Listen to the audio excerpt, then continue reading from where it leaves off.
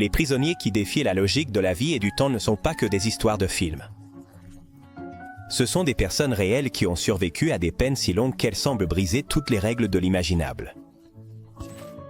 Des cellules ou des talents artistiques ont été découverts, jusqu'aux fugitifs qui se sont échappés non pas une ni deux, mais jusqu'à 4 fois de prison impossible. Nous te ferons faire un tour des vies les plus extraordinaires jamais vécues derrière les barreaux. Le parcours de Trentino Thomas, né en 1938, a été marqué par des difficultés durant sa jeunesse. Dès son jeune âge, il est tombé dans le monde des addictions, devenant un utilisateur fréquent de substances illicites à 14 ans. À 20 ans, il avait déjà passé un temps significatif derrière les barreaux, accumulant un passé qui annonçait un futur plein de problèmes. Cependant, l'événement qui a changé sa vie s'est produit une nuit d'août 1963, lorsqu'il a été impliqué dans une altercation qui a entraîné la mort de 2 agents de police. Bien que Trentino ait insisté sur son innocence, les preuves présentées lors de son procès l'ont désigné comme le responsable de ce tragique événement. Sa condamnation a été sévère. Peine de mort. Il a été envoyé dans le couloir de la mort, un endroit connu pour son ambiance de désespoir et de solitude, où chaque jour était un rappel de l'incertitude quant à l'avenir. En 1971, un retournement juridique inattendu a marqué un tournant dans sa vie. Le New Jersey a aboli la peine de mort, ce qui a transformé la condamnation de Trentino en réclusion à perpétuité avec possibilité de libération conditionnelle. Après 25 ans. Ce changement, bien que positif, n'était pas une garantie d'une sortie facile. Pendant son temps en prison, Trentino a commencé à explorer des moyens de faire face à son enfermement, canalisant ses émotions et ses pensées vers l'écriture et l'art. Depuis sa cellule, il a créé et illustré 2 livres qui ont attiré l'attention de la société au-delà des murs de la prison, devenant un exemple de la façon dont l'art peut émerger même dans les moments les plus sombres. La vie en prison n'a pas été facile.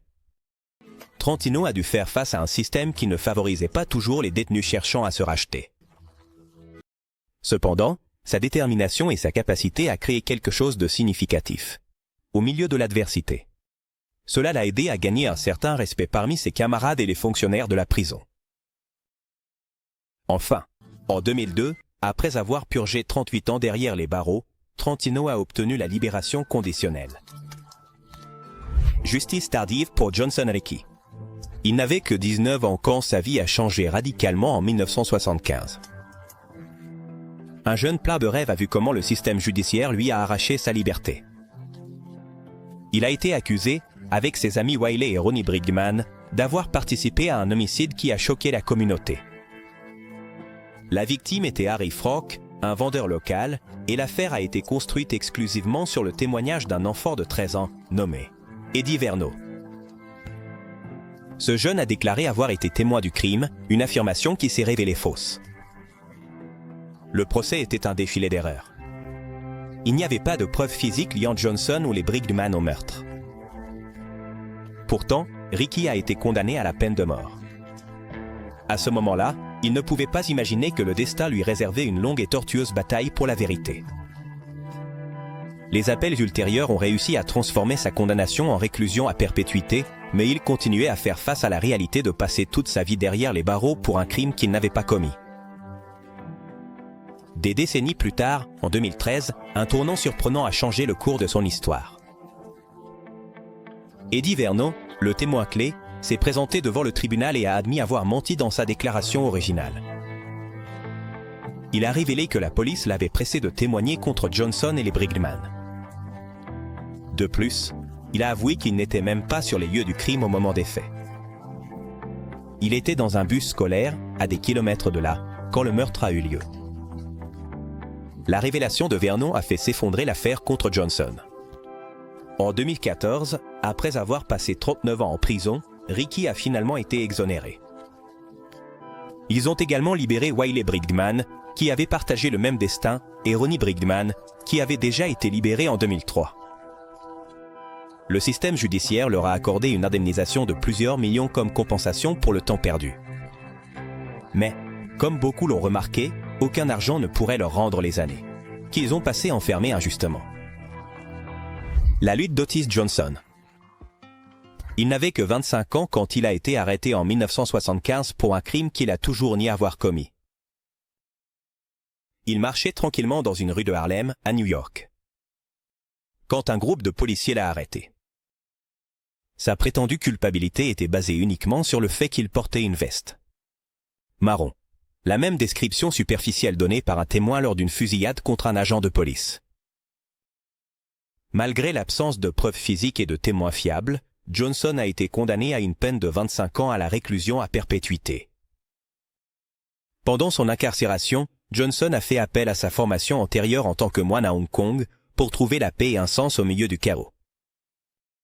Il a introduit la méditation dans la prison de Greenhaven, enseignant à d'autres détenus des techniques pour apaiser leur esprit et réduire le stress. Il a également travaillé comme secrétaire dans la prison, gagnant le respect des autres détenus et du personnel pénitentiaire. Cependant, son refus catégorique d'admettre un crime qu'il n'a pas commis a compliqué son éligibilité à la libération conditionnelle à de nombreuses reprises. Tout au long de son temps en prison, Otis a eu l'occasion de comparaître devant le comité des libérations conditionnelles à 9 reprises. À chacune d'elles, on lui a proposé la possibilité de sortir libre s'il confessait. Cependant, Johnson, avec une ténacité inébranlable, a toujours rejeté ces conditions, insistant sur le fait qu'il ne pouvait pas admettre quelque chose qu'il n'avait pas fait. Cet acte de résistance a fait de lui une figure admirée par certains. Et il est devenu un symbole de lutte contre les injustices du système. Le destin de Søren Mathisen. En 1876, le Danemark fut le théâtre d'un crime qui allait marquer la vie de Søren Mathisen, un commerçant grassouillet qui rêvait de prospérité économique. Son histoire a commencé lorsqu'il a décidé d'emprunter de l'argent à Niels Vosgeland, un marchand de chevaux, dans l'intention d'améliorer sa situation financière et de trouver une femme riche qui l'aiderait à élever son statut social. Cependant, quand Vosgeland est revenu pour récupérer son argent, Mathisen n'a pas pu le rembourser. Ce qui a commencé comme une dette s'est transformé en une tragédie. Pris au piège par le désespoir et les dettes, Mathisen a pris une décision fatale. Au lieu de négocier ou de chercher une solution, il a commis un crime qui a coûté la vie à Vosgeland. Cet acte l'a amené à se confronter au système judiciaire danois, ce qui l'a condamné à la réclusion à perpétuité avec travaux forcés. Il a été envoyé à la prison d'État de Horsens, où il passerait les 49 années suivantes de sa vie. La prison de Horsens n'était pas un endroit facile pour qui que ce soit, et encore moins pour quelqu'un comme Søren, qui n'avait pas la force physique pour supporter les rigueurs du travail pénible. Cependant, il a réussi à survivre. Le temps a laissé des marques sur son corps, mais pas tant sur son esprit. Malgré les adversités, Søren a gardé son ingéniosité et sa capacité à s'adapter aux dures conditions de la prison. Durant son séjour en prison, Mathisen est devenu un exemple de résilience, pas nécessairement pour ses mérites, mais pour sa capacité à supporter les conditions difficiles sans perdre complètement la raison. Les années de travaux forcés n'ont pas réussi à effacer complètement son sens de l'humour ni son caractère astucieux. Même sous le poids d'une condamnation à perpétuité, Mathisen a trouvé des moyens de rester à flot en résistant aux défis physiques et psychologiques. La persistance de Betty Smithy. Une femme née aux États-Unis a vu sa vie changer radicalement en 1963 lorsqu'elle a été déclarée coupable d'un crime atroce. Elle a été condamnée à la réclusion à perpétuité sans possibilité de libération conditionnelle pour avoir ôté la vie à une mineure. Malgré la gravité de sa condamnation, Betty a prouvé qu'elle était une personne extrêmement ingénieuse, s'échappant 4 fois de 3 prisons différentes au cours de ses premières années d'incarcération. Ce parcours d'évasion a fait d'elle une légende au sein du système pénitentiaire. Avec le temps, Smithy a cessé d'essayer de s'évader et a commencé à se concentrer sur la transformation de sa vie depuis l'intérieur des murs de la prison. Elle a décidé de s'inscrire à des programmes éducatifs, obtenant des certifications équivalentes à un diplôme d'éducation générale. De plus, elle a découvert un talent caché pour l'écriture, se consacrant à créer de la poésie qui a attiré l'attention des autres détenus et du personnel pénitentiaire. Cette transformation personnelle était un témoignage de sa résilience et de sa détermination à tirer parti du temps qu'elle avait, même dans un environnement aussi restrictif. Cependant, Betty a dû faire face à un obstacle supplémentaire en raison des lois de l'époque. Étant donné que sa peine a été prononcée avant 1973, il ne pourrait bénéficier d'une libération conditionnelle que si le gouverneur lui accordait une grâce. Cela signifiait qu'elle avait besoin d'une preuve de clémence spéciale pour réduire sa condamnation. Bien qu'elle ait fait plusieurs tentatives, elle a été rejetée à de nombreuses reprises, prolongeant ainsi son incarcération pendant des décennies.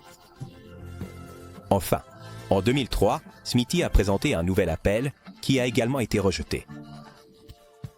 Cependant, en 2012, un rayon d'espoir est arrivé lorsqu'un autre appel a été accepté. Le juge en charge de son affaire a révisé sa peine initiale et a décidé de la réduire à 49 ans. Cela a permis à Betty de retrouver sa liberté à 69 ans, après avoir passé pratiquement 5 décennies derrière les barreaux. Le grand-père du crime, Johnson Frank. Connu dans les bas-fonds de New York sous le nom de Sonny, il est né en Italie en 1917 et a grandi aux États-Unis. Tout au long de sa vie, il est devenu une figure redoutée et respectée au sein de la famille criminelle. Colombo, l'une des 5 familles les plus puissantes de la mafia américaine. Sa réputation, en tant qu'homme implacable, rusé et dangereux, l'a conduit à être suspecté de nombreux crimes, y compris plusieurs homicides. Malgré cela, ce n'est qu'en 1967 qu'il a été confronté à une condamnation formelle, non pas pour meurtre, mais pour avoir planifié une série de braquages de banque. La peine initiale de Frances était de 50 ans de prison, une sentence qu'il a partiellement purgée grâce à sa libération conditionnelle en 1978. Cependant, sa relation avec le crime, ce n'était pas fini. Au cours des décennies suivantes, Frances a été arrêtée et incarcérée. À au moins 6 reprises pour violation des conditions de sa libération conditionnelle. Chaque fois qu'il semblait que sa vie prenait un tournant plus tranquille, Frances revenait aux activités qui l'avaient rendue infâme. L'affaire de Frances a pris un tournant surprenant en 2011 lorsque, à l'âge avancé de 93 ans, il a de nouveau été condamné à 8 ans de prison pour des charges d'extorsion et d'usure. Ce procès a clairement montré que, même dans sa vieillesse, Frances était toujours impliqué dans des activités illégales. Malgré sa santé déclinante, il a purgé sa peine avec la même détermination qu'il avait montrée tout au long de sa vie. En 2017, Frances a été libéré à l'impressionnant âge de 100 ans, devenant le mafieux le plus âgé à purger une peine de prison significative. Pendant son temps derrière les barreaux, il a réfléchi aux décisions qui l'avaient conduit à passer presque la moitié de sa vie incarcérée. Bien qu'on dise qu'il a gardé sa loyauté envers la mafia et n'a jamais coopéré avec les autorités, il a aussi laissé un héritage de choix pour les nouvelles générations sur les conséquences de choisir une vie de crime. La rédemption de Sheldry Top, c'était un jeune de seulement 13 ans, quand, en 1958, sa vie. Cela a pris un tournant dramatique. Il a été admis d'office dans un hôpital public en raison de graves problèmes de santé mentale qui ont fait de lui une personne troublée et difficile à gérer. Pendant son temps dans l'institution, il a été soumis à des traitements de thérapie électroconvulsive, une procédure qui, même à l'époque, était considérée comme controversée et potentiellement inhumaine. En 1962, Sheldry s'est échappé de l'hôpital dans un état de frénésie. Lors de sa fuite, il a été impliqué dans la mort d'un avocat à Oakland, dans le Michigan, un événement qui a scellé son destin. À seulement 17 ans, il a été condamné à la réclusion à perpétuité sans possibilité de libération conditionnelle, une sentence qui, à l'époque, était considérée comme inébranlable. Ce qui est le plus frappant dans le cas de Top, c'est que, malgré son diagnostic de sociopathe, il a été envoyé dans une prison à sécurité minimale conçue pour les détenus au bon comportement. Pendant son temps en prison, Sheldry a surpris tout le monde avec sa transformation. Au lieu d'essayer de s'échapper à nouveau ou de montrer un comportement violent, il s'est consacré à des programmes de réhabilitation et à des cours académiques. Il a complété de multiples certifications et a participé activement à des activités éducatives, montrant une maturité et un engagement envers l'amélioration personnelle que peu de gens attendaient d'une personne avec son passé. Cette évolution personnelle en a fait un exemple de rédemption pour d'autres détenus. Les années perdues d'Edward Christensen. En 1937, Edward Christensen n'avait que 16 ans quand sa vie a changé pour toujours. Dans l'État du Dakota du Sud, sa participation à une vague de crimes. Cela a culminé en un acte tragique. La mort d'Ada Carey, un enseignant. Cet événement a secoué la communauté et a provoqué une forte réaction du public. Quand Christensen a été condamné à la réclusion à perpétuité, plus de 3000 personnes ont signé une pétition exigeant qu'il ne soit jamais libéré. Réfléchissant à l'impact de l'affaire sur la société de l'époque, l'incarcération de Christensen n'a pas été un processus ordinaire. Pendant son temps en prison, il a montré des signes d'instabilité mentale qui ont conduit à son transfert intermittent à l'hôpital psychiatrique d'État de Yankton. Il a passé 30 ans à alterner entre la prison et l'hôpital, faisant face à la fois à la stigmatisation et aux difficultés liées à son état mental. Malgré cela, Christensen a réussi à survivre dans un système conçu pour punir plutôt que pour réhabiliter. Dans les années 1970, une porte d'espoir s'est ouverte pour Christensen. Son cas a été réexaminé et on lui a offert la possibilité de demander une libération conditionnelle en raison de son âge et de sa santé dégradée. Cependant, ce n'est qu'en 1995, lorsque Christensen avait déjà 75 ans, qu'il a été transféré dans une maison de retraite, marquant le début de ses dernières années de liberté. Le temps qu'il a passé dans la maison de retraite n'a pas suffi à compenser les décennies qu'il avait passées derrière les barreaux. Christensen a vécu là jusqu'en 1999, lorsqu'il est décédé à l'âge de 79 ans. En réfléchissant sur sa vie, il est difficile de ne pas remarquer qu'il a passé plus de temps incarcéré que libre. Plus de 58 ans dans des institutions correctionnelles et psychiatriques ont laissé une empreinte indélébile sur son existence. L'injustice de Charles Edward Ford. En 1952, Charles Edward Ford. Il a été accusé d'un meurtre qu'il nierait avoir commis jusqu'à la fin de sa vie. Le procès auquel il a fait face dans le Maryland était un reflet clair de la ségrégation raciale et des injustices de l'époque. Ford, un homme afro-américain, a été affecté. Un jury entièrement blanc, 12 ans avant que la ségrégation raciale ne soit abolie aux États-Unis. Cette composition du jury prédisposait déjà le cas contre lui. Au cours du procès, aucun témoin n'a pu corroborer ses dires. L'alibi de Ford a été appelé à témoigner. Ces témoins étaient prêts à témoigner que Ford ne se trouvait pas sur les lieux du crime. Au contraire, les deux témoins qui ont témoigné contre lui ont donné des récits contradictoires, mais leurs déclarations n'ont pas été suffisamment remises en question par la défense. L'avocat de Ford, désigné par l'État, n'avait pas d'expérience en matière de litiges pénaux, ce qui a laissé l'accusé pratiquement sans défense. En conséquence, Ford a été condamné à la réclusion à perpétuité. Après sa condamnation, Charles Edward Ford a maintenu son innocence, mais le système judiciaire de l'époque n'offrait pas beaucoup d'opportunités pour réexaminer son cas. Il a fallu plus de 6 décennies avant que sa condamnation ne soit réexaminée. Pendant ce temps, Ford vivait au jour le jour en prison, affrontant le poids d'une condamnation qu'il ressentait comme profondément injuste. En 2015, son affaire a finalement attiré suffisamment d'attention pour être réexaminée. Une enquête a révélé les défauts évidents dans son procès initial, y compris le biais racial et l'incompétence de son avocat de la défense. La condamnation a été annulée et le verdict original a été révoqué comme une erreur judiciaire. Cependant, le système n'a pas complètement reconnu l'innocence de Ford, ce qui signifiait qu'il n'a pas obtenu une liberté totale. L'injustice de Charles Edward Ford. En 1952, Charles Edward Ford a été accusé d'un meurtre qu'il nierait avoir commis jusqu'à la fin de sa vie. Le procès auquel il a fait face dans le Maryland était un reflet clair de la ségrégation raciale et des injustices de l'époque. À Ford, un homme afro-américain, on a assigné un jury composé exclusivement de personnes blanches, 12 ans avant que la ségrégation raciale ne soit abolie aux États-Unis. Cette composition du jury prédisposait déjà le cas contre lui. Pendant le procès, aucun des témoins qui pouvaient corroborer l'alibi de Ford a été appelé à témoigner. Ces témoins étaient prêts à témoigner que Ford ne se trouvait pas sur les lieux du crime.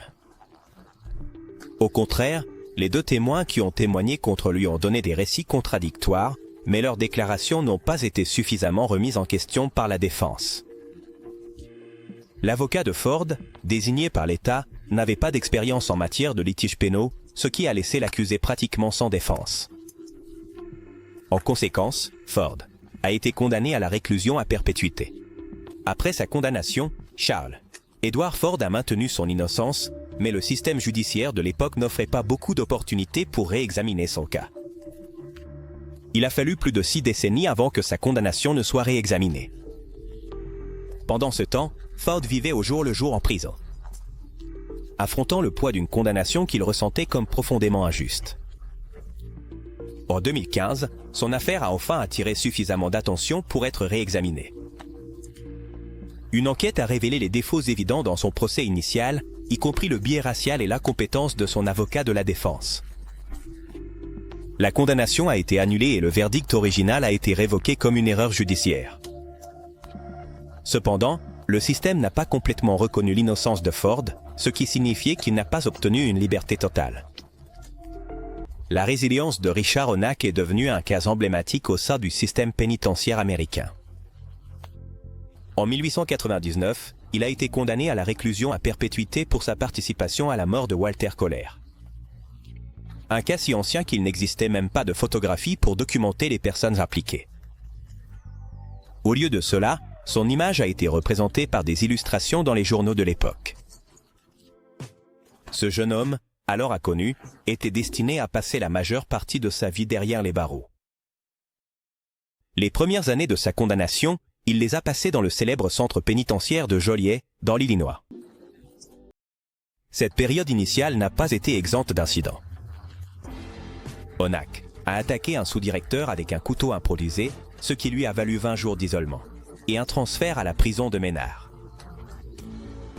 Ce changement a marqué le début d'une nouvelle étape, plus tranquille, dans son long séjour en prison. À Menard, Onak a trouvé un moyen de se racheter à travers le travail. Il a passé plus de 3 décennies à travailler à la boulangerie de la prison, accomplissant ses tâches de manière exemplaire. Bien que son environnement soit limité par les barreaux et le contrôle constant, le métier de boulanger lui a permis de mener une vie plus structurée et paisible au sein des murs de la prison. Grâce à ce travail, Onak a réussi à établir une routine qui l'a tenu éloigné de problèmes majeurs et lui a permis de supporter les longues années d'enfermement. Après avoir passé 64 ans derrière les barreaux, en 1963, Onak a été libéré sous condition.